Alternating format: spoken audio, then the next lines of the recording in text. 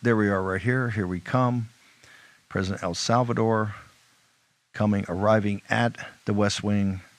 This is more of the working entrance. This is not a state visit, a formal state visit. This is the head of nation, head of state, but not the formal pageantry you have when they come to the main entrance of the White House.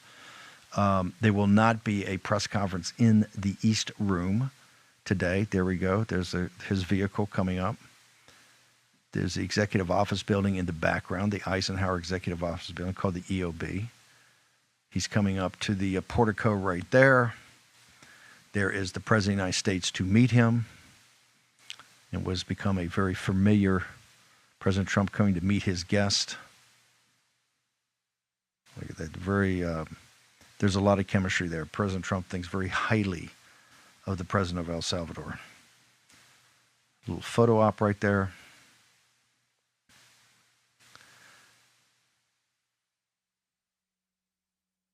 President Trump, now they go to work. So, a very young man. Now he's just a young man. And he's done a fantastic job. Mr. President, it's an honor to have you. Thank you. You're doing incredibly for your country. And we appreciate working with you because you want to stop crime, and so do we. And it's very, very effective. And I want to just say hello to the people of El Salvador and say they have one hell of a president. Okay? And I mean that, and I know him well. I know him as a very young man, Marco, even younger than you. You know, he started pretty young. He'll always be younger. Young at heart. But I want to thank you for the great job you're doing. I appreciate it very much. Thank you. Well, it's an honor to be here in the Oval Office with the President and leader of the free world. We're very happy, and we're very eager to help. We know that you have a crime problem, a terrorism problem that you need help with. And we're a small country, but if we can help, we will do it. And we actually turned the murder capital of the world, that was the journalists call it, right? Murder capital of the world, into the safest country in the Western Hemisphere. And, you know, sometimes they say that we imprison thousands. I like to say that we actually liberated millions. So, you know, like... That's very good. Who gave him that line? Do you think I can use that? Yes. And in fact, Mr. President, you have 350 million people to liberate. Yeah. But to liberate 350 million people, you have to imprison some. You know, that's the way it works, right? You cannot just, you know, free the criminals and think crime is going to go down magically. You have to imprison them so you can liberate 350 million Americans that are asking for the end of crime and the end of terrorism. And it can be done. I mean, you're doing it already. And I'm sure that people have seen the change in the streets. Yeah. A long way to go because you're just initiating your second term. But it's clear that, you know, with the numbers at the border, you know, even in Democrat-run cities, they get a help from the work you're doing. So I'm really happy to be here, honored, and eager to help. Well, we had a terrible thing happen. We had an administration that allowed people to come in freely into our country from not only South America, but from all over the world, many from the Congo in Africa, Asia, all over the world, Europe, rough parts of Europe. And they came from prisons, and they came from mental institutions, and they came from gangs, and the gangs of Venezuela and other places. And hundreds of thousands and even millions of them came. 21 million people altogether, but many of the people that came, just a tremendous percentage of them were criminals, in some cases violent criminals. We had 11,088 known murderers. Half of them murdered more than one person. This was allowed by a man who, what he did to our country is just unbelievable. So we're straightening it out, we're getting him out. But what they did and what that party did to our country, open borders, anybody could come in. As soon as I heard that, I said, every prison's going to be emptied out into our country. That's what happened. And we're straightening it out. And we just had numbers. We had the highest recruiting numbers in the history of our country going into police departments. And a year ago, we had the lowest numbers. You couldn't hire a biggest change. Yeah. Nobody's From ever the seen. lowest to the highest. And the military now, Marines, the Army, Air Force, Coast Guard, every slot is, I mean, we have the best numbers we've ever had. We call it recruitment numbers. And we've never had anything like it. We had records on at every single level. But very important, the policemen. The policemen are joining forces now that we're having a hard time with policemen because we weren't protecting our police. Yeah. And we cherish our police. The police are great, and the firemen and everybody else. But we have the highest numbers that we've ever had, the most enthusiasm. Great enthusiasm and on trade and other things. We're doing great. We're taking in billions and billions of dollars. We made 2 weeks ago, I gave them a little bit of a pause because, you know, you have to show a little flexibility, but we go back to what we have to do. The markets have been very strong once they got used to it, but we were losing $2 billion a day. There's no company big like this, but this is the biggest deal ever made. Now we're making $3 billion a day. We're a great country, but we had stupid people running this country, and I can say it. But what they've done to us at the border should never and can never be forgotten. It's a sin, what they did, and you are helping us out, and we appreciate it. Thanks. Thank you. Actually, what you're doing with the border is remarkable. It has dropped, what, 95%? It's incredible. That, as of this morning, 99%, 99.1% to be exact. Why are those numbers not in the media? Well, they get out with the fake news, you know, like CNN over here doesn't want to put them out because they don't like putting out good numbers. They only like putting out because I think they hate our country, actually. Yeah, that's a very, but it's a shame. You're right. Isn't that a great question? Why doesn't the media? Why don't they put out numbers? Yeah, 99%. I mean, it's crazy, right? We're doing it's great. A crazy turnaround. Christy, could you maybe say a couple of words about the border? How we're doing? You know, it's just been absolutely phenomenal what a great leader can do.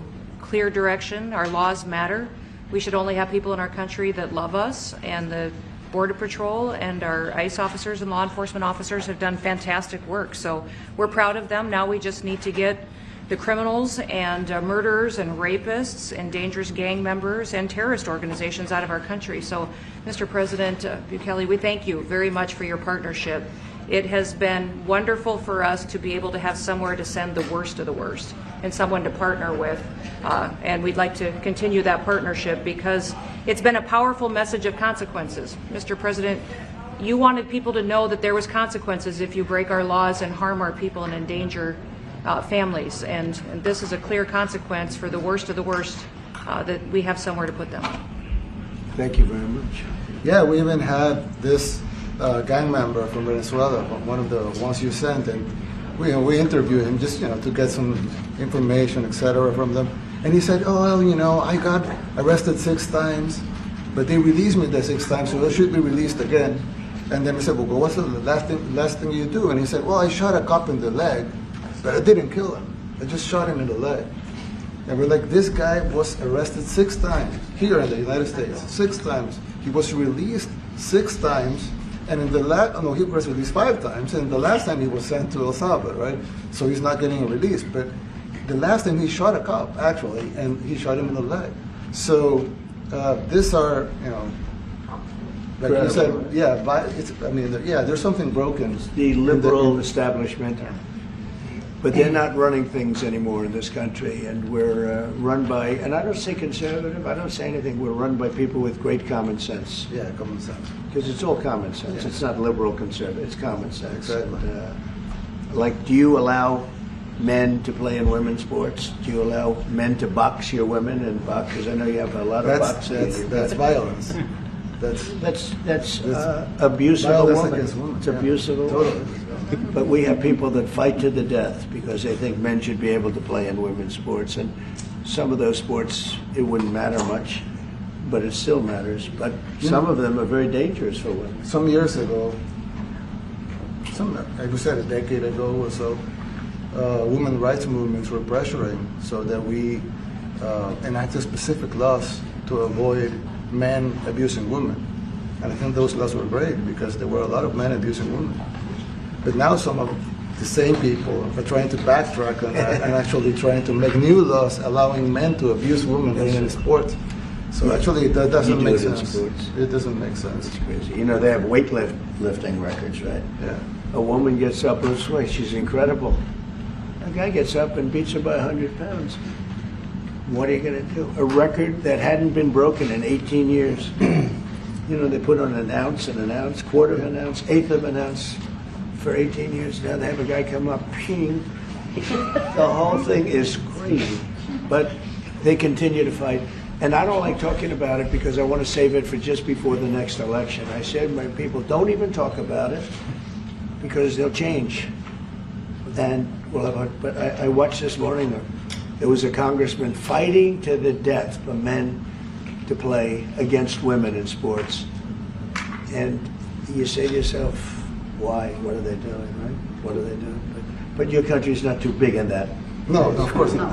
We're big in protecting women. Good. Yeah. That's right. It's a very important form of protection, too. And as you can see, most of my cabinet are women. So That's impressive. yeah. That's why you're And running. they're not DEI hires or anything. Yeah. They're They just can be. great at what they do. Right? That's right. This is very impressive. Yeah, This no. is a first. We've had women, but we've never had three of them right here. That's 4 and 3 And men. look at what we have. You guys feel a little bit mistreated? That's good. I like it. Well, we've been advanced. I've been very advanced in that regard too. We have Pam, who's been so fantastic. Christy, and the most powerful woman they see anywhere in the know, world. exactly. She's rated. They're all afraid of her. Susie Wells. They say, oh, she's tough. Most powerful woman in the world, according to magazines. What do I know? Yes. But I think she probably is. Yeah, she probably is. You know, she probably is. Congratulations. And you know, Stephen, who's done such a great job. Thank you, sir. We have great He's people. very famous too. But we love working with him. He really lets them have it, right? Yeah, exactly. There's no games. No. It's very good. He knows. Do you have any questions, please? President Trump? No, let's not start Mr. with President. CNN because they're just so Mr. President. wrong. Yeah, please. Yeah, thank you, Mr. President. You repeatedly mentioned last night that Russia's attack on Ukraine was a mistake. What is the exact mistake? And have you given Putin a deadline to actually move toward a ceasefire? The mistake was letting the war happen. If Biden were competent, and if Zelensky were competent, and I don't know that he is. We had a rough session with this guy over here. He just kept asking for more and more. That war should have never been allowed to happen. That war, I went 4 years and Putin wouldn't even bring it up. And as soon as the election was rigged and I wasn't here, that war started. There was no way that war should have been allowed to happen. And Biden should have stopped it. And you take a look at Putin. I'm not saying anybody's an angel. But I will tell you, I went 4 years and it wasn't even a question. He would never, and I told him, don't do it. You're not going to do it. And it was the apple of his eye, but there was no way that he would have done it. All you had to do is lower oil prices. If you lowered oil prices, Biden kept the prices so high because he made it impossible to get it. If you lowered oil prices, you would have never had the war. But you wouldn't have had it with me anyway. That war would have never happened. And I think it's a great abuse. So now what do? You get a country where 25% of its land is gone and the best locations, where millions of people are killed. You know, you haven't reported accurately the death. And this was Biden's war, and I'm trying to stop it. And I think we're going to do a good job. I hope we're going to do it. They lose 2,500 young people a week, think on average. Now they're Russians and they're Ukrainians, but it's 2,000. We don't care. It's like whatever it is. Intolerable. They're not from your country. They're not from mine. But I want to stop it. 2,500. It's a killing field. It's like the Civil War. You take a look. I look at the satellite pictures. This should not be happening in our time. Of course, our time can be pretty violent, as we know. But that's a war that should have never been allowed to start. And Biden could have stopped it, and Zelensky could have stopped it, and Putin should have never started it. Everybody's to blame. Have you spoken to President Zelensky, sir, about his offer to purchase more Patriot missile batteries? Oh, I don't know. He's always looking to purchase missiles, you know. He's against, listen, when you start a war, you got to know that you can win the war, right? You don't start a war against somebody that's 20 times your size. and then hope that people give you some missiles. If we didn't give them what we gave, remember I gave them javelins. That's how they won their first big battle with the tanks that got stuck in the mud, and they took them out with javelins. They have an expression that Obama at the time, Obama gave them sheets and Trump gave them javelins. But just something that should have never happened. It's a really shame. The towns are destroyed. Towns and cities are, largely destroyed. They have the spires, the beautiful spires that go up. They say they were the most beautiful in the world in Ukraine for whatever reason, but the most beautiful in the world. They're mostly laying on their side, shattered and broken. And most importantly, you have millions of people dead. Millions of people dead because of 3 people. I would say 3 people. Let's say Putin, number 1, but let's say Biden, who had no idea what the hell he was doing, number 2, and Zelensky. And all I can do is try and stop it. That's all I want to do. I want to stop the killing. And I think we're doing well in that regard. I think you'll have some very good proposals very soon. Last question, sir. Have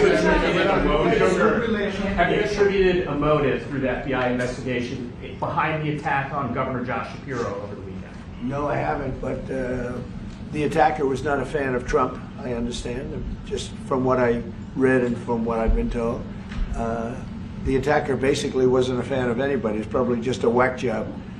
And certainly a thing like that cannot be allowed to happen.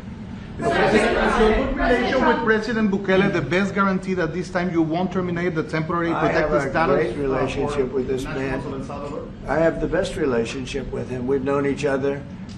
I've known him since he was a very young man, as I said, very, very young. And I was impressed. I said, look how this guy is. In fact, you sort of look like a teenager.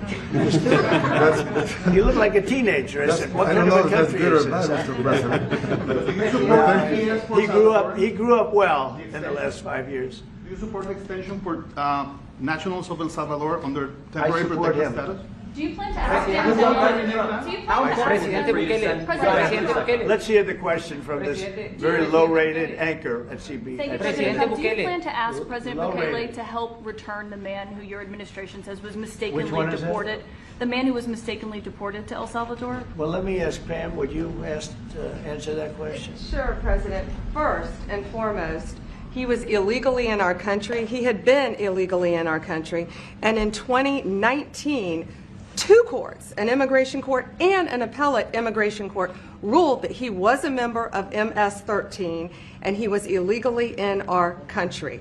Right now, it was additional paperwork had needed to be done.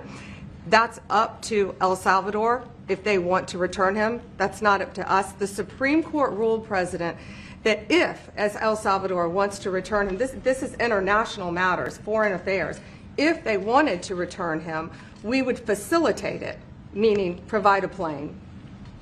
So will you return him, President And Bukele? you are doing a great job. Thank you. Stephen Miller, wait a minute. Can you just also respond to that question? Because, it's asked by CNN, and they always ask it with a slant, because they're totally slanted, because they don't know what's happening. That's why nobody's watching them. But would you answer that question also, please? Yes, gladly.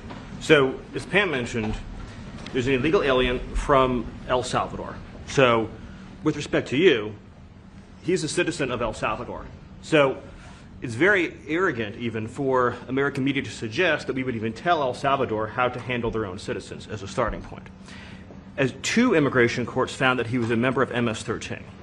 When President Trump declared MS-13 to be a foreign terrorist organization, that meant that he was no longer eligible under federal law, which I'm sure you know, you're very familiar with the INA, that he was no longer eligible for any form of immigration relief in the United States. So we had a deportation order that was valid, which meant that under our law, he's not even allowed to be present in the United States and had to be returned because of the foreign terrorist designation. This issue was then, by a district court judge, completely inverted, and a district court judge tried to tell the administration that they had to kidnap a citizen of El Salvador and fly him back here.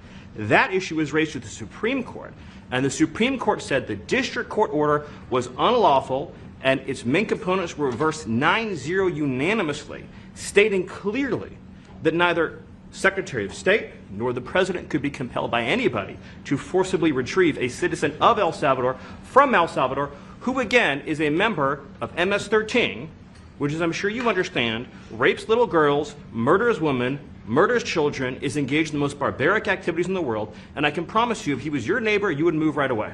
So you don't plan But to the ask for Supreme any Court help is to get him asking back? to. And that- what was the ruling is that your in position? the Supreme Court, Steve? Was it 9-0? Yes, it was a 9-0 In our favor. in our favor against the district court ruling, saying that no district court has the power to compel the foreign policy function of the United States. As Pam said, the ruling solely stated that if this individual, at El Salvador's sole discretion, was sent back to our country, that we could deport him a second time. Well, No version of this legally ends up with him ever living here because he is a citizen of El Salvador. That is the president of El Salvador. Your questions about it, per the court, can only be directed to him. You're not suggesting that I smuggle a terrorist into the United States, right? It's always how CNN. can I smuggle? How can I return him to the United States? Like I smuggle him into the United States, or what do I do? Of course, I'm not going to do it. It's like, I mean, the question is preposterous. How can I smuggle a terrorist into the United States? I don't have the power to return him to the United States. So you can release him inside El Salvador. Yeah, but I'm not releasing. I mean, we're not very fond of releasing terrorists into our country. I mean, we just turned the murder capital of the world into the safest country of the Western Hemisphere, and you want us to go back into releasing criminals so we can go back to being the murder capital of the world? No, that's not going to happen. Well, they'd love to have a criminal, released into our I mean, there's a fascination. They would love it. Yeah. They're sick. These are sick people. Marco, do you have something to say about it? Yeah, I mean, Stephen outlined it. I don't understand what the confusion is. This individual is a citizen of El Salvador. He was illegally in the United States and was returned to his country. That's where you deport people, back to their country of origin. Except for Venezuela, that wasn't refusing to take people back, or places like that. I can tell you this, Mr. President. No, the foreign policy of the United States is conducted by the President of the United States, not by a court. And no court in the United States has a right to conduct the foreign policy of the United States. It's that simple. End of story. And that's what the Supreme Court held, by the way, to Marco's point. The Supreme Court said exactly what Marco said, that no court has the authority to compel the foreign policy function of the United States. We won a case 9-0, and people like CNN are portraying it as a loss, as usual, because they want foreign terrorists in the country who kidnap women and children. But President Trump, his policy is foreign terrorists that are here illegally get expelled from the country, which, by the way, is a 90-10 issue. Well, Mr. President, you said that if the Supreme Court said someone needed to be returned, that you would abide by that. You said that on Air Force One just a few days ago, and they said that it must be facilitated. Why don't you just say, isn't it wonderful that we're keeping criminals out of our country? Why can't you just say that? Why do you go over and over? And that's why nobody watches you anymore. You have no credibility. Please, go ahead. President Trump, thank you so much. How many illegal criminals are you planning on exporting to El Salvador? And President Bukele, how many are you willing to take from the U.S.? As many as possible. And I just asked the president, it's this massive complex that he built, jail complex. I said, can you build some more of them, please? As many as we can get out of our country that were allowed in here by incompetent Joe Biden through open borders. Open borders. You probably hear open borders and you can't even understand it because nobody can understand. Nobody smart or with common sense can understand it. So we have millions of people that should not be in this country that are dangerous. Not just people, because we have people, but we have millions of people that are murderers, drug dealers. They've been allowed to come into our country by other countries that were very smart. When they heard that this very low IQ president, and by the way, I took my cognitive exam as part of my physical exam, and I got the highest mark, and one of the doctors said, "Sir, I've never seen anybody get that kind of, that was the highest mark." I hope you're happy with that, although they haven't been bugging me too much to take a cognitive, but I did do my physical and it was released. I hope you're all happy with it. I noticed there's no question, so probably you are. But the cognitive, they said to me, "Sir, would you like to take a cognitive test?" I said, "Did Biden take one?" "No." "Did anybody take one?" "No, not too many people took them." I said, what about Obama? Did he take one?" "No, he didn't take one either." I said, let me be the only one to take one. But I've actually taken them 3 times already. I like taking them because they're not too tough for me to take. But we had a great physical exam, so I know you're going to ask that. and the doctors who are total professionals, Walter Reed Medical Center, they're great people. And I visited a soldier that was badly wounded, incredible soldier, lost his leg, and spent a lot of time with him. I mean, great with his mother, and it was really a very great thing. They do a phenomenal job. I just want to say, Walter Reed, I was there for, 5-6 hours. You were there with me. But I took a full physical, and he came out perfecto, so that's good. That means you've got me for a little longer. Would the U.S. be willing to pay for those facilities to be opened if new ones were going to be built? I'd do something. We'd help them out. Yeah, we help them. They're great facilities, very strong facilities, and they don't play games. I'd like to go a step further. I mean, I said it to Pam. I don't know what the laws are. We always have to obey the laws, but we also have homegrown criminals that push people into subways, that hit elderly ladies on the back of the head with a baseball bat when they're not looking, that are absolute monsters. I'd like to include them in the group of people to get them out of the country, but you'll have to be looking at the laws on that, Steve, okay? And do you think more presidents should follow suit like you guys as far as taking a hard stance on crime here in the United States? Oh, I do. I think everybody has to. I mean, the president said it better than anybody. He said, you know, you have liberty and you have to have liberty, but to have liberty, not everybody is going to be good. And, you know, some are bad because they're sick. They're mentally deranged. They're bad. Why do you then you have to take them. If you're going to have a country, you're going to have to take those people out. And we've been doing that. But this was like an unforced error, they would call it, where we had people that may hate our country, or maybe they're just stupid people. I think they're probably stupid people more so. A lot of people said they did it for the vote. But I did better with Hispanic people than they did, because they always use Hispanic. I did better. You people love me. I saw my poll numbers in your country up through the roof, right? 91%. Some people think they do it for the vote. But they don't have to do it for the vote. They cheat, you know, they're professional cheaters. That's about the only thing they do well. So we just have had a great relationship, and it's become bigger because of a strange thing that happened. You know, I came back. We had no war in Ukraine. We had no war we had no October 7th Middle East problem. We had nothing. We had no inflation. We didn't have the Afghanistan, most embarrassing moment in the history of our country, the Afghanistan, not withdrawing, because I would have been, you know, I had it all set to bring people out with dignity and pride. That was the worst, most embarrassing moment in the history of our country, Afghanistan. We didn't have any of that. You wouldn't have had the war with Russia, Ukraine. You wouldn't have had the Middle East problem because Iran was broke. They had no money because we had secondary sanctions on and lots of other sanctions. And now every single thing, got a problem with Iran, but I'll solve that problem. That's almost an easy one. We got to solve a war that should have never started, Ukraine and Russia, and we'll get that solved. And we have to solve problems, and we already solved inflation. You know, if you look at the numbers are incredible, actually. Stock market's up, and we're not letting other countries take advantage of this country like they have for the last 40 years. So thank you very much. You have a question, please? Yes, Mr. President, thank you so much. You scored another major investment win this morning when NVIDIA pledged to build its AI supercomputer, the first time ever, right here in the United States. That's a question I like. That's true. What is your reaction to this announcement, sir, and how will this positively benefit Americans across the entire country? Well, it's one of the biggest announcements you'll ever hear, because NVIDIA, as you know, controls that almost the entire sector, which is one of the most important sectors in the world, between chips and semiconductors and everything else. And they're the biggest.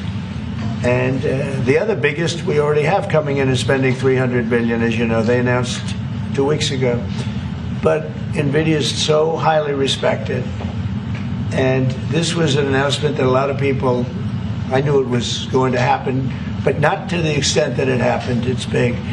And the reason they did it is because of the election on November 5th and because of a thing called tariffs. As I say, the most beautiful word in the dictionary. After love, God, relationship. The press actually hit me and said, tariff is the most beautiful word in the dictionary. What about family, love, God? So I got hit even on that. Do you understand? I said, okay. So now I say it's my 5th most favorite word because they get you on anything.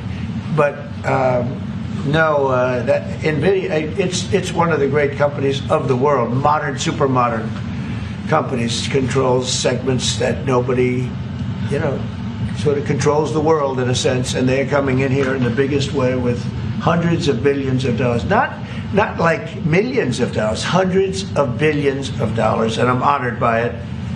And I want to thank Jensen and all of the people that we deal with. They're great people, they're brilliant people. And without tariffs, they wouldn't be doing it. Okay? Thank you very much. Are you considering additional sanctions against Russia after their latest attack? And do you have an update on the rate and when you might announce semiconductor Well, I already tariffs? have sanctions on Russia. I put them there.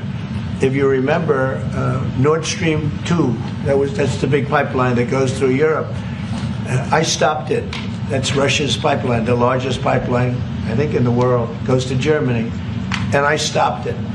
And when Biden came in, he approved it. And then they say, oh, I'm friendly with Russia. No.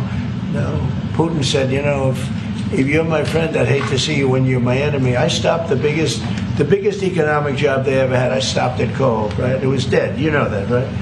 And Biden came in and he immediately approved it. What was that all about? And it's a pipeline that takes care of a lot of the needs. Now, it was a very controversial thing, but I stopped it, and Biden approved it.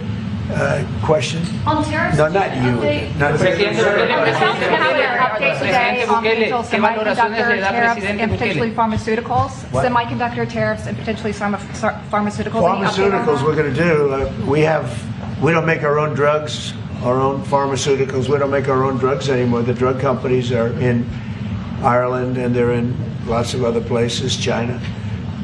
And all I have to do is impose a tariff. The more, the faster they move in. The higher the tariff, is very simple. It's inversely proportional. The higher the tariff, the faster they come. And we're going to be doing that. That's going to be like we have on cars. We have, as you know, a 25% tariff on cars. We have a 25% tariff on steel and aluminum. And that's what that category fits right now. Do you have a percentage in mind and a timeline? I have a timeline, not too distant future. And we're doing it because we want to make our own drugs. We're doing it because we want to make our own steel and aluminum, lumber, other things.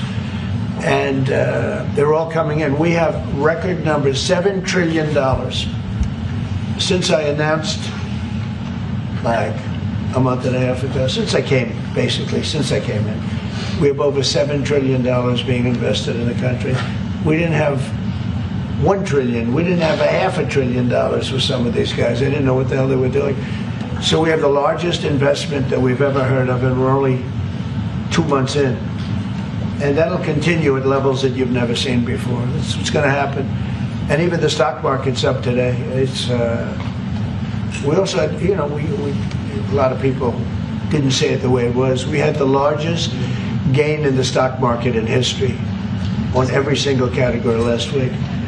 That was a nice game because we were getting a little hit because people didn't understand the power of our our country economically if you use it right.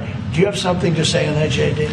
Yes, sir. I mean, look, for 40 years we have lost manufacturing capacity. Workers have seen their wages stagnate, and some of the most critical things that we need, from the pharmaceuticals, the drugs that we give to our children, the antibiotics that we give to our kids, to the weapons that we actually need to fight a war, if God forbid we had to fight a war, we don't make enough of that stuff. And so President Trump ran explicitly on changing that. Yes, as the president mentioned, it caused a little bit of disruption in the market, but I actually think over the long term, workers are going to benefit, stocks are going to go up, American businesses are going to benefit as we reinvest and reindustrialize our country. And the auto workers and the Teamsters and all of the unions, not traditionally Republican, but I'm winning those unions by, we're up 40, 50 points on the Democrats. They're losing everything. They're losing everything because they just have policies that are not believable. They fight for policies that are 5% popular and nobody knows who the 5% are. I mean, nobody can find the 5%. But if you go back to Ohio, and by the way, we have the great championship team from Ohio coming in today, right? Very big day. And that's going to be a little bit later. And that'll be, if you want to stick around, I'll introduce you to some nice people. You'll see some very large people, right? You'll see some people that even you have not seen people like this. These are big, these are 6'7", 380 pounds with no fat. Okay, that's pretty good, right? But the team, the national championship team, is being honored today at the White House, so that'll be exciting. If you're around, you want to stay around, I'll have you up there. You can tell them all about your prison, how you have to behave. Okay. Who else? Are those exemptions on electronics? Yeah, you said yesterday that you're making a decision on Iran very quickly. What do you mean by that? Is that a decision to strike Iran? Or? Their problem very quickly. Iran wants to deal with us, but they don't know how. They really don't know how. We had a meeting with them on Saturday. We have another meeting scheduled next Saturday. I said, that's a long time. You know, that's a long time. So I think they might be tapping us along. But Iran has to get rid of the concept of a nuclear weapon. They cannot have a nuclear weapon. He can't have a nuclear weapon. Nobody can have. We can't have anybody having nuclear weapons. You know, we can't have nuclear weapons. And I think they're tapping us along because we're so used to dealing with stupid people in this country. And I had Iran perfect. You had no attacks. You would have never had October 7th in Israel, the attack by Hamas. Because Iran was broke. They were stone cold broke when I was president. And I don't want to do it. I want them to be a rich, great nation. The only thing is, one thing, simple. It's really simple. They can't have a nuclear weapon. And they got to go fast because they're fairly close to having one. And they're not going to have one. And if we have to do something very harsh, we'll do it. And I'm not doing it for us. I'm doing it for the world. And these are radicalized people, and they cannot have a nuclear weapon. Does that include a potential strike on Iranian nuclear facilities? Of course it does. And just a follow-up question, a clarification. You mentioned that you're open to deporting individuals that aren't foreign aliens but are criminals to El Salvador. Does that include potentially U.S. citizens, fully naturalized Americans?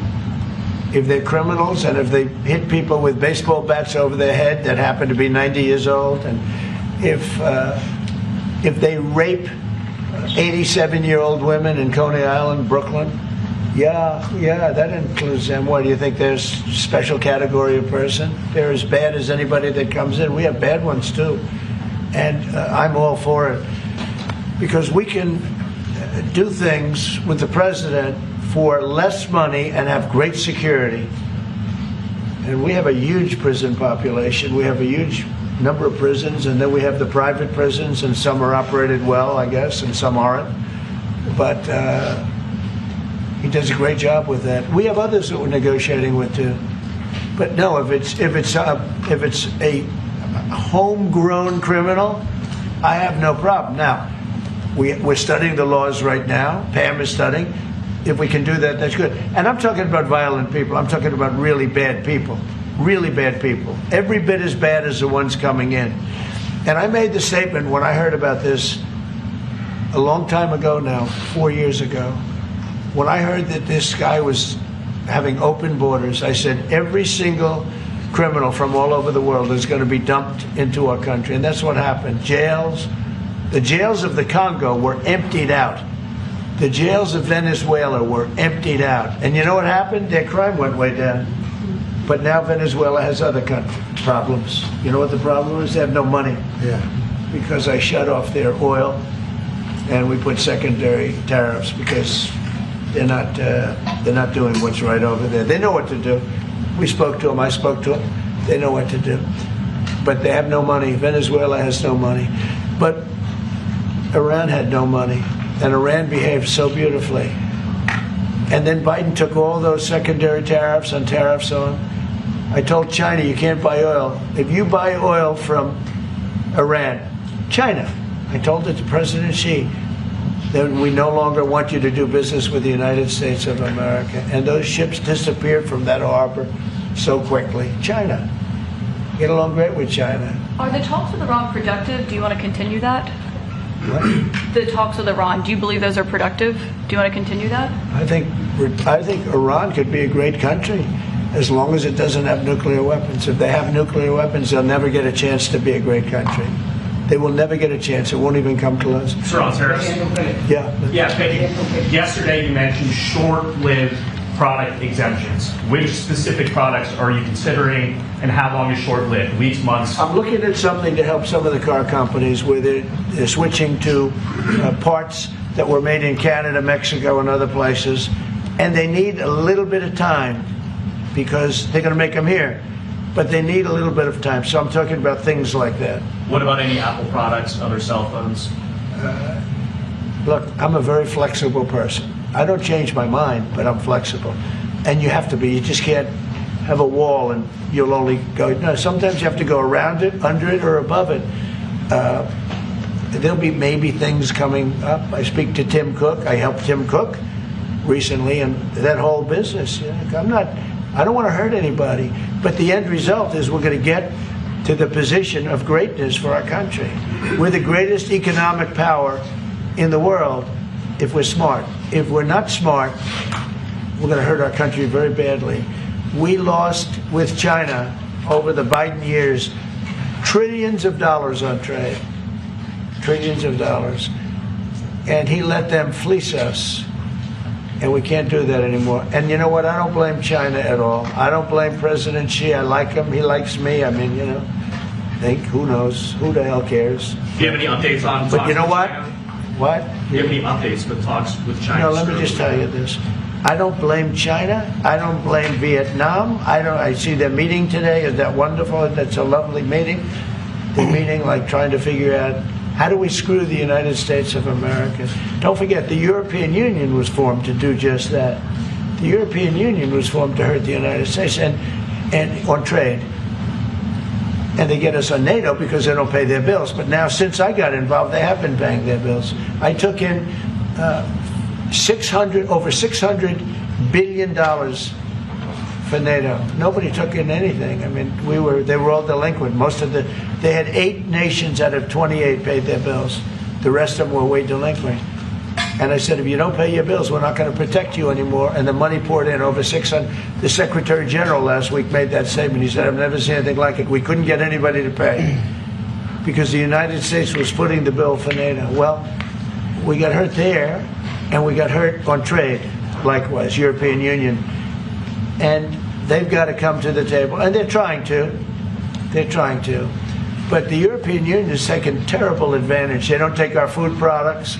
They don't take our cars. We have millions of their cars, BMW, Volkswagen, Mercedes-Benz, many others. They come in by the millions. They don't take. There are no Chevrolets in Munich, I can tell you that. I said to Angela Merkel when she was there, as she was letting millions of people infiltrate Germany, which was not so good we would call them illegal immigrants, but she made them legal. But I said to her, and I get along with her very well, I said, how many Chevrolets do we have in Munich or Frankfurt? Why, none, Donald, none. I said, you're right. And yet we take in millions and millions of cars. No, those days are over. How long do you Okay, think the exemption thank you very much, everybody. Thank you, President. Thank you.